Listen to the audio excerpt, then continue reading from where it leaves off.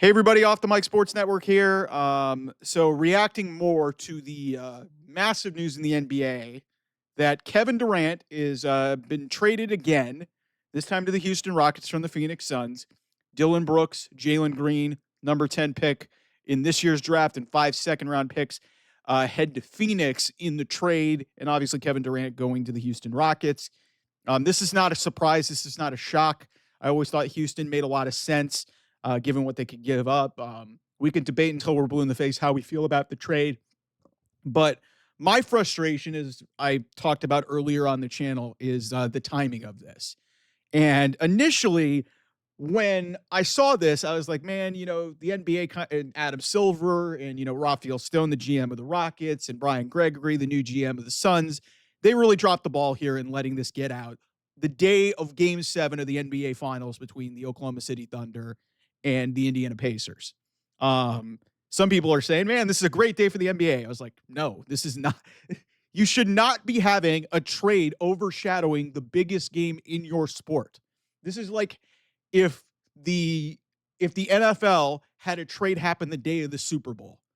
It wouldn't happen because like the league year, they don't do that type of movement until the new league year goes into effect. And Roger Goodell, as much as we don't like him, would not allow that to happen.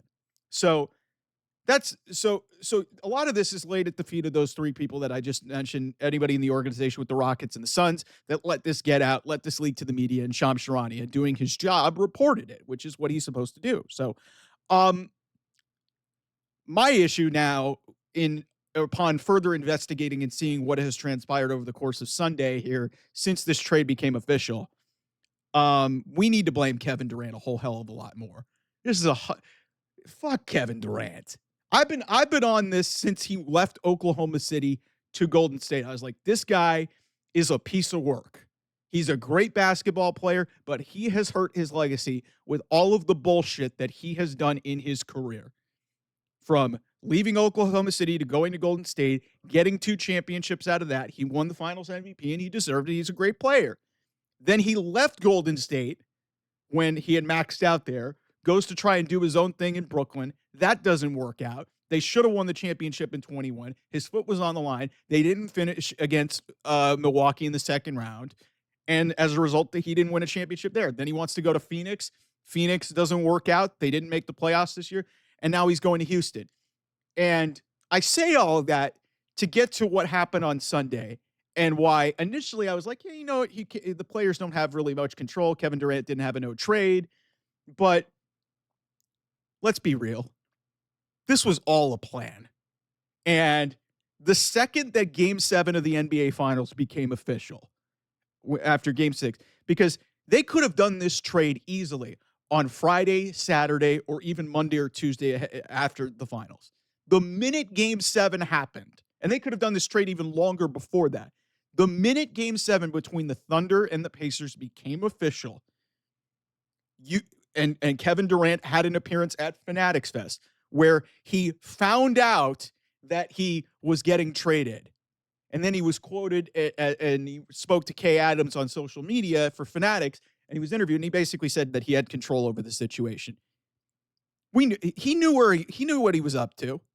Like, come on, anybody, if you'd have to be naive and delusional as fuck to think that this was not planned. Like, it was all about getting a viral moment. It was all about him being the center of attention.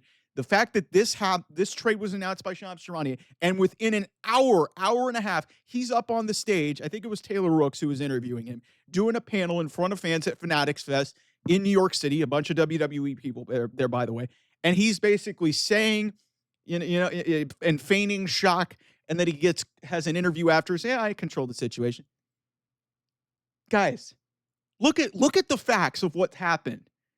Look who's playing in Game 7 of the NBA Finals later today. It's the Oklahoma City Thunder, the team that drafted him. They're about to win a championship, or potentially could win a championship without him. Without him. He left. He left them high and dry 9 years ago.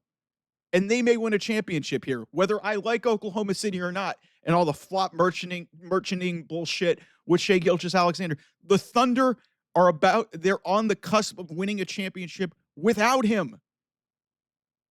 Do you think that a guy with as thin skin, with all the burner accounts and all the shit that he has, was going to take that laying down? No. This absolutely was a carefully thought out plan from the minute that that buzzer sounded on Thursday night. I firmly believe that Kevin Durant, he had the he's Kevin Durant.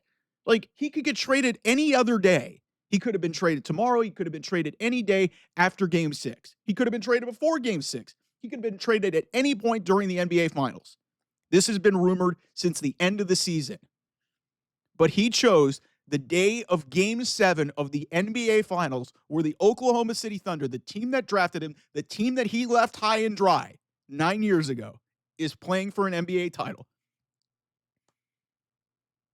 Upon further thinking this through, like, because I gave you my initial thoughts when this trade went through, I didn't see that. And upon seeing that and evaluating some of these things, seeing some of his comments after the fact, this is a bunch of bullshit. I'm a guy who watches professional wrestling. You guys who subscribe to this channel understand how professional wrestling works. This was totally something out of a professional wrestling thing. This was so hammed up and so ridiculously staged. He knew he was going to be at Fanatics Fest. He knew that this was an opportunity for him to be the center of attention and get a viral moment on social media so he could be talked about. And this is all that's going to be talked about because he's Kevin Durant, future Hall of Famer, league MVP, two-time finals MVP, and one of the best scorers maybe this league has ever seen. I'm not dismissing the credentials of this guy, but the bullshit that he has done in terms of maneuvering his way around the league is what's going to be the stain on his legacy, in my opinion. Like, look, we get mad at LeBron for all the moving that he's done.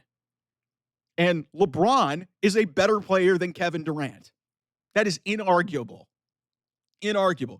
Won 4 championships. Kevin Durant has been chasing LeBron James since 2012, when LeBron beat him for the NBA championship that year, when the Heat beat the Thunder.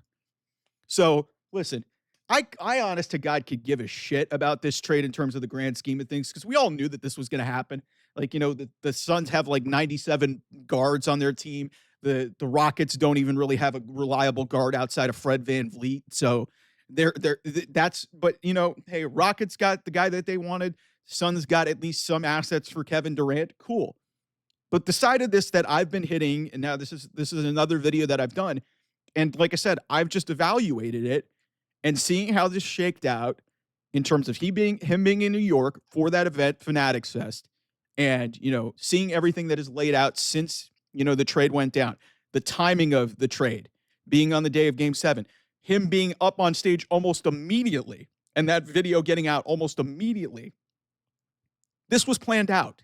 This was absolutely a plan, and it is a bunch of bullshit. A bunch of bullshit. And the fact that the NBA enabled this and let this happen, Adam Silver, you're a nice guy, man, but you are soft as hell as a commissioner, man. Because how this happens on the biggest day of your season with two teams that have been grinding and busting their asses for 7 games to play in a Game 7 in the NBA Finals, and then for it to be overshadowed by one of the stars of this league who wants his 15 minutes of fame. He can't take the fact that the team that he left is playing for the championship without him, by the way, even though he won 2. He's that insecure. You let this get out. You could have controlled the narrative and could have controlled the situation and told Kevin Durant and told these teams, fuck this. We're about this game. This is about the game. And all you people trying to say that this is great for the league, you're full of shit. This is not good for the league. It should be about the game on the court. It should be about the teams that are playing for a championship. Kevin Durant in the annals of this season has been irrelevant since April. He's been irrelevant for 2 months. We've been talking about this whole thing because we knew he was going to get traded. So for him to wait that long and then Game 7 for this to happen is a bunch of bullshit. I totally lay this at the feet of Kevin Durant. This is another stain on his legacy. It's embarrassing. And the fact that the NBA is allowing this to happen and everybody around this is glorifying this is good, the fuck are y'all talking about, man? This is so unbelievably dumb. Fuck Kevin Durant. I think he's a great player, but all of this facade about him being this good guy and everything, from jumping to place and all this other shit, this is when we think about him, this is gonna leave a stain on his legacy. And this might have been one of the worst defenses of all. He's done some really deplorable things. And none of it's really like, personable, like getting arrested or anything like that. But him, leaving Oklahoma City, going to Golden State and making a super team, that was bad. Then leaving that team, going to the frickin' Nets and forming a super team with Kyrie Irving, then that didn't work out, forced his way out to Phoenix. And now the worst defense of all, when we knew he was going to be traded for about we knew as far back as February that this was going to be a possibility. But to do it on game 7 when Oklahoma City, and also this is very disrespectful to Indiana too. I talked about that too. The fact Indiana is one of the more unlikely teams in the finals since the 95 Rockets team, which is ironic because the Rockets were involved in this deal. It's just, I do not know if you believe that this was some sort of great story, or you believe that this was like out of thin air that this happened, you are delusional. Absolutely delusional. This is embarrassing. So we'll have more here on this trade. I mean, I'm sure there's going to be more shit that's going to come out of this, but this is, I don't understand it, man. Fuck Kevin Durant. Anyway, thanks so much. I'll see you guys. Bye-bye.